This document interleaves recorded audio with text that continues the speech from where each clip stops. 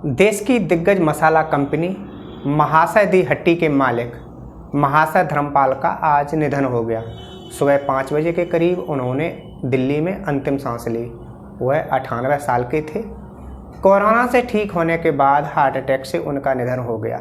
व्यापार और उद्योग में उल्लेखनीय योगदान देने के लिए पिछले साल उन्हें राष्ट्रपति रामनाथ कोविंद ने पद्म भूषण से नवाजा था। गुलाटी का जन्म 27 मार्च 1923 को पाकिस्तान के सियालकोट में हुआ था। 1947 में देश विभाजन के बाद वह भारत आ गए। आपको बता दें कि दुकान से मसाले का कारोबार धीरे धीरे इतना फैलाया कि आज उनकी भारत और दुबई में मसाले की 18 फैक्ट्रियां हैं।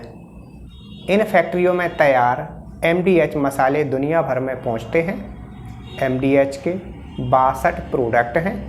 कंपनी उत्तर भारत के 80% बाजार पर कब्जे का दावा करती है। धर्मपाल गुलाटी अपने उत्पादों का ऐड खुद ही करते हैं। अक्सर आपने उन्हें टीवी पर अपने मसालों के बारे में बातचीत करते हुए देखा होगा। उन्हें दुनिया का सबसे उम्रदराज ऐड स्टार माना जाता है। धर्मपाल गुलाटी कक्षा 5वीं तक पढ़े हैं। आगे की पढ़ाई धर्मपाल गुलाटी नहीं कर पाए। वह स्कूल नहीं गए, लेकिन कारोबार में बड़े बड़े दिग्गज उनका लोहा मानते थे। ईरो मॉनिटर के मुताबिक धर्मपाल गुलाटी FMCG सेक्टर के सबसे ज़्यादा कमाई वाले CEO थे। सूत्रों ने बताया कि 2018 में 25 करोड़ रुपए इन हैंड सैलरी मिली थी। गुलाटी अपनी सैलरी का करीब 90% हिस्सा दान दिया करते थे। उनके 20 स्कूल और एक हॉस्पिटल इस समय चल रहा है। उत्तर प्रदेश से एक चौंकाने वाला मामला सामने आया है, जहां एक बुजुर्ग महिला अपनी सारी जमीन प्रधानमंत्री नरेंद्र मोदी के नाम करने के लिए तहसील पहुंची। प्रधानमंत्री के नाम खेत करने की बात पर वकील भी हैरान पड़ गए। महिला अपनी जिद पर अड़ी है। उसका कहना है कि वह अपने सारे खेत प्रधानमंत्री के नाम ही करेगी। इसके पीछे की वजह भावुक करने वाली है। मैनपुरी के विकास खंड किसनी के गांव चिताइन की रहने वाली 85 वर्षीय बिट्टन देवी अधिवक्ता कृष्ण प्रताप के बस्ते पर पहुंची। उन्होंने वकील से कहा कि वो अपनी 12.5 बीघा जमीन प्रधानमंत्री नरेंद्र मोदी के नाम करना चाहती है। बिट्टन देवी की बात सुनकर वकील चौंक गए, लेकिन दोबारा पूछा। फिर भी उसने मोदी के नाम जमीन करने की बात कही। अधिवक्ता ने उन्हें समझाने का काफ़ी प्रयास किया, लेकिन बिट्टन देवी अपनी जिद पर अड़ी रही। बिट्टन देवी ने बताया कि उसके पति की मौत हो चुकी है। उसके 2 बेटे और बहुएं उसका ख्याल नहीं रखती। सरकार की ओर से जो मिल रही वृद्धा पेंशन, उससे ही उसका गुजारा होता है।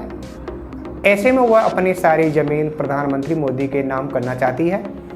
इस पर वकील ने उन्हें ये कहकर वापस घर भेज दिया कि वह SDM से इस संबंध में बात करेंगे। बुजुर्ग महिला 2 दिन बाद दोबारा आने की बात कहकर अपने गांव वापस लौट गई। वोट दो, अब हम 12 बीघा खेत फेंक दे। हाँ, किसके नाम है? किने? मोदी जी को। किने? मोदी जी को दे। अच्छा, मोदी जी को। अच्छा हाँ। अच्छा, हमें तनख्वाह देता तो हम गुजर करते। ठीक है। हमें लड़का बात 12.5 बीघा फेल न खेत जाए, न घर जाए, न कोर जाए।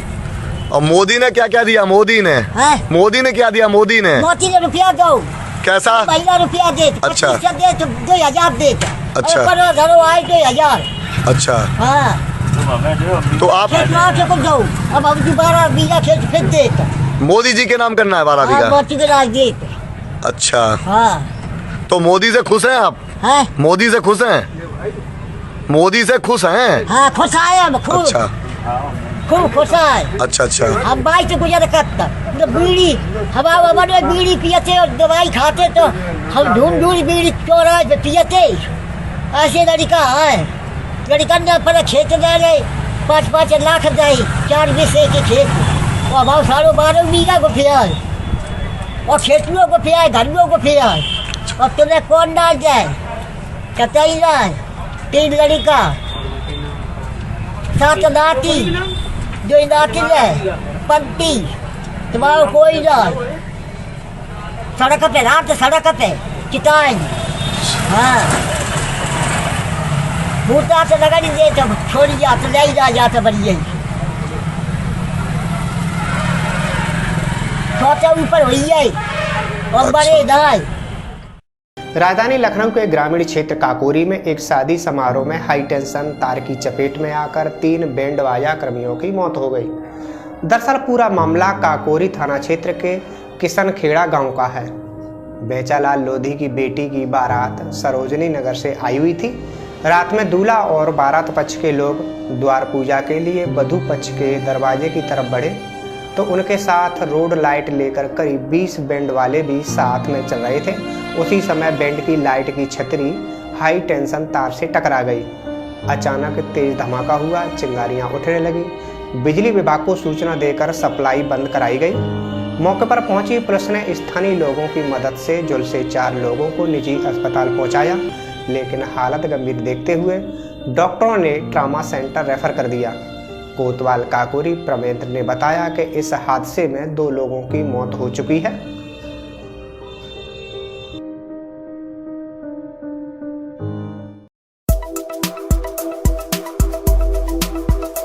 सिकोहाबाद में आज भाजपा विधायक डॉक्टर मुकेश वर्मा द्वारा जन समस्याओं को सुना गया। सिकोहाबाद के PWD गेस्ट हाउस में विधायक द्वारा हर गुरुवार को 2 बजे जन सुनवाई दरबार लगाया जाता है, जिसमें क्षेत्र के लोग अपनी जन समस्याओं को रखते हैं। आज करीब 1 दर्जन समस्याएं आईं, जिनमें अधिकांश पुलिस से संबंधित थी।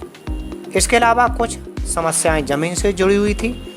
जो समस्याएं पुलिस से संबंधित थी उनमें विधायक ने संबंधित पुलिसकर्मियों से फ़ोन करके बात की और हर संभव न्याय दिलाने की बात कही।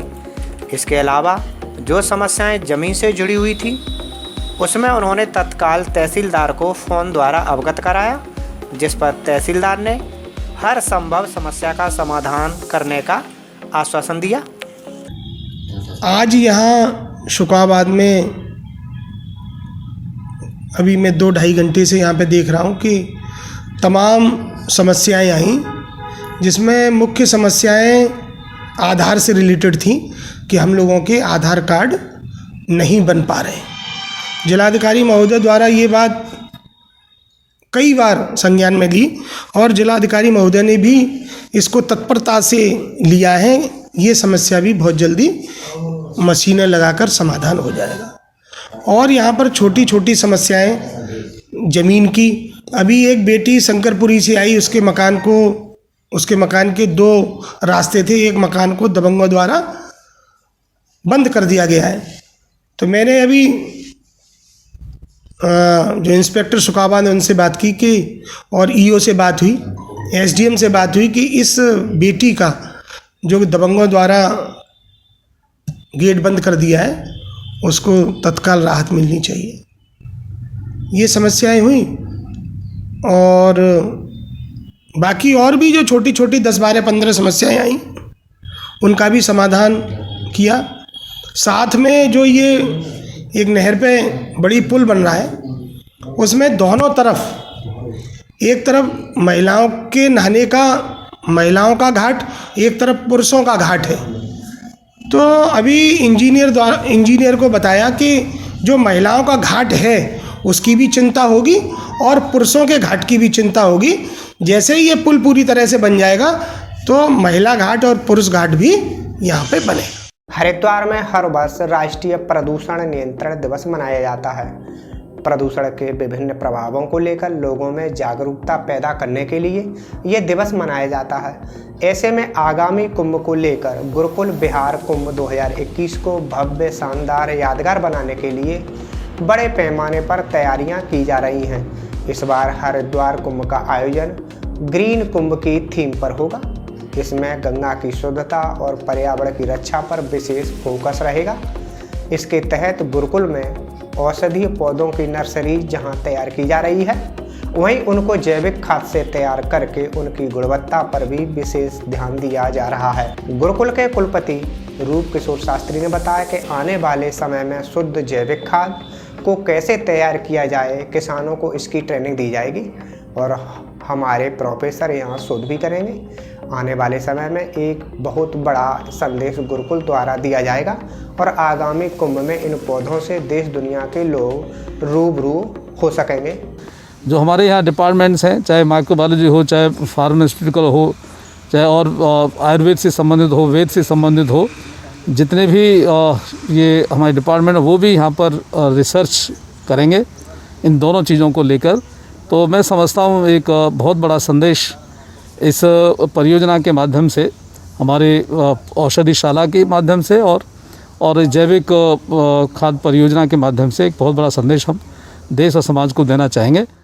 उत्तर प्रदेश के बहुचर्चित हाथरस कांड मामले में राज्य सरकार ने डीएम प्रवीण कुमार को नहीं हटाने की जानकारी इलाहाबाद हाईकोर्ट की लखनऊ पीठ के सामने रखी। राज्य सरकार ने इसकी 4 वजह कोर्ट के सामने रखी हैं। कोर्ट मामले की अगली सुनवाई 16 दिसंबर को करेगा। मामले में संज्ञान वाली जनहित याचिका पर सुनवाई कर रही जस्टिस पंकज मित्तल और जस्टिस राजन राय की खंडपीठ के सामने यूपी सरकार की तरफ से पेश वकील ने इलाहाबाद हाईकोर्ट के सामने दलीलें पेश की। 25 नवंबर को सुनवाई के दौरान कोर्ट ने उनसे पूछा था कि हाथरस के डीएम को वहां बनाए रखने को लेकर उनके पास क्या वजह है। राज्य सरकार ने कहा कि डीएम को पद से नहीं हटाया जाएगा। कोर्ट में राज्य सरकार के वकील ने पीड़िता के रात में कराए गए अंतिम संस्कार को सबूतों के साथ सही ठहराने की भी कोशिश की। साथ ही ये भी कहा कि इस संबंध में हाथरस के जिलाधिकारी ने कुछ भी गलत नहीं किया है। कोर्ट को अपनी दलील देते हुए राज्य सरकार ने कहा कि पहला कारण ये है कि इस मामले में राजनीतिक खेल खेला जा रहा है। डीएम के ट्रांसफर को राजनीतिक मुद्दा बना दिया गया है। दूसरा कारण देते हुए उन्होंने कहा कि ये मामले की जांच संबंधी सबूतों में डीएम की छेड़छाड़ का सवाल ही नहीं उठता। तीसरी वजह बताते हुए राज्य सरकार ने वकील ने कहा कि अब पीड़िता के परिवार की सिक्योरिटी सीआरपीएफ के हाथ में है, इसमें राज्य सरकार का कोई हस्तक्षेप नहीं है। चौथी वजह बताते हुए कहा कि इस मामले की पूरी जांच सीबीआई के हाथों में है और इसमें सरकार का कोई लेना देना नहीं है। महोबा में 2 घंटे तक चले रेस्क्यू ऑपरेशन के बाद भी एनडीआरएफ और एसडीआरएफ की टीमें मासूम की जान नहीं बचा सकी। गुरुवार सुबह 8 बजे बोरवेल में घनेंद्र को बाहर निकाला गया, जिसके बाद डॉक्टरों ने उसे मृत घोषित कर दिया। 4 साल का मासूम घनेंद्र पहले ही खेत में खुले पड़े बोरवेल में गिर गया था। एनडीआरएफ और एसडीआरएफ टीम मौके पर पहुंची। टीम ने सुरंग बनाने का काम शुरू कर दिया, लेकिन जैसे जैसे रात होने लगी वैसे वैसे परिवार को अनहोनी की आशंका होने लगी। घनेंद्र के बोरवेल में गिरने की खबर मिलते ही डॉक्टर डीके सिंह और डॉक्टर राजेश वर्मा की अगुवाई में एक टीम का गठन किया गया। एम्बुलेंस को भी मौके पर तैनात कर दिया गया। डॉक्टरों की टीमें 2 ऑक्सीजन सिलेंडर लेकर पहुंची। सिलेंडरों से पाइप को जोड़कर बच्चे तक ऑक्सीजन पहुंचाई गई। 2 एम्बुलेंस इसलिए मंगवाई गई ताकि बच्चे को निकालने के बाद जल्दी से जल्दी अस्पताल पहुंचाया जा सके। जेसीबी और डॉक्टरों की टीम के पहुंचते ही घनेंद्र की जान बचाने के लिए काम शुरू किया गया। चौकी प्रभारी और एसडीएम मौके पर देर रात तक डटे रहे। प्रशासन ने लाइटिंग की व्यवस्था करने के बाद घनेंद्र को बचाने का काम और तेजी से शुरू कर दिया, लेकिन अंधेरा होने तक बच्चे को बाहर नहीं निकाला जा सका। जैसे जैसे रात हो रही थी वैसे वैसे घनेंद्र की जान बचाने का काम तेजी से हो रहा था। शाम 5 बजे 2 और जेसीबी मंगवाई गई। शाम 7:30 बजे 6ठी जेसीबी वहां पहुंची और बोरवेल के पास गड्ढा खोदने का काम शुरू हुआ। किसान भागीरथ कुशवाहा ने खेत में सिंचाई के लिए बोरवेल का गड्ढा खुदवाया था, लेकिन उससे पानी नहीं निकला। थक हार कर उसने एक पत्थर से गड्ढे को ढककर छोड़ दिया था, जो आज घटना का सबब बन गया। ये बोरवेल इंसिडेंट था, जो एक 4 साल का बच्चा गिर गया था बोरवेल में। लगभग 25 या 26 फीट के उस पर स्टक हो गया था वॉल पे, और उसको पहले तो वर्टिकल डिगिंग किया गया, उसके बाद हॉरिजॉन्टल डिगिंग करके बच्चे को निकाल लिया गया। उसके बाद अगर ट्रीटमेंट के लिए हॉस्पिटल पीएचडी के लिए भेज। बिहार के नालंदा से एक ऐसा मामला सामने आया है जिसने सबके होश उड़ा दिए। दरअसल यहाँ रहने वाली एक युवती अपने प्रेमी की बेवफाई से इतनी नाराज हो गई कि उसने अपना पूरा गुस्सा प्रेमी की नई नवेली दुल्हन पर निकाल दिया। इसी बीच प्रेमिका ने दुल्हन के बाल काट दिए। इससे भी उसका मन नहीं भरा तो उसने दुल्हन की आंखें फेविक्विक से चिपका दी। घटना की जानकारी मिलते ही डीसीपी गांव पहुंचे और मामले की जानकारी ली। सुरक्षा के लिए पुलिस गांव में तैनात कर दी गई है। बताया जा रहा है कि शादी से पहले लड़के का एक लड़की के साथ अफेयर चल रहा था। उसने 1 दिसंबर को शेखपुरा जिले में किसी और लड़की से शादी कर ली। शादी के बाद जब दुल्हन को घर लाया तो इस बात की भनक प्रेमिका को लग गई और बदला लेने के लिए प्रेमी के घर पहुंच गई। लड़की दूल्हे की बहन की सहेली थी तो किसी को शक भी नहीं हुआ। जब दुल्हन के घर वाले थके होने के कारण सो गए तब प्रेमिका मौका देखकर कमरे में घुस गई और सो रही दुल्हन के बाल काट दिए। साथ ही उसकी आंखें फेविक्विक से चिपका दी। इसके बाद दुल्हन दर्द से चीखने चिल्लाने लगी। शोर सुनकर परिजन जाग गए और प्रेमिका को पकड़ लिया, जमकर पिटाई की। फिलहाल दुल्हन अस्पताल में भर्ती है जहां उसका इलाज जारी है। जम्मू कश्मीर पीपुल्स मूवमेंट की पूर्व सदस्य रही सेहला रशीद के पिता द्वारा उन पर लगाए गए गंभीर आरोपों के बाद सेला ने कहा कि उनके पिता को उनकी बेटी के बारे में ज़्यादा जानकारी नहीं है। जो कुछ भी उन्होंने कहा है वो गलत था। अगर वे गूगल पर सर्च कर लेते तो शायद ज्ञान मिल जाता। सेला के अनुसार उनके पिता ने उनकी मां और बहन पर बहुत जुल्म किया है जो वो सहते रहे, लेकिन अब डटकर मुकाबला करने का वक्त आ गया है। सेला रशीद ने कहा कि मेरी बहन और मां मुझे पालती थी।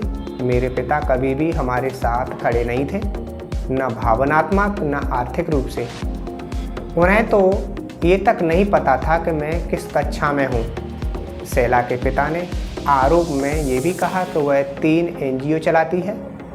इस पर सेला ने कहा कि जो लोग मेरे बारे में जानते हैं उनको पता है कि मेरा किसी भी NGO से कोई लेना देना नहीं है। बैंक खाते की जांच को लेकर सेला ने कहा कि मेरे पिता को मेरा अकाउंट नंबर तक नहीं पता है, क्योंकि आज तक उन्होंने एक धेला भी मेरे खाते में नहीं भेजा। जहां तक वे मुझे 2017 में मिलने की बात करते हैं वो भी बेबुनियाद है, जबकि सच्चाई ये है कि 2017 में मैं बीमार थी। मेरी बहन ने पिता से गुहार लगाई थी कि वह मुझसे मिले, लेकिन वे नहीं मिले।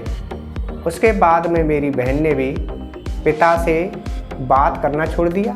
सेला के अनुसार ये केवल एक राजनीतिक स्टंट है हमारे ऊपर दबाव डालने का, ताकि हमारे द्वारा उन पर लगाए गए घरेलू हिंसा के मामले वापस हो सकें।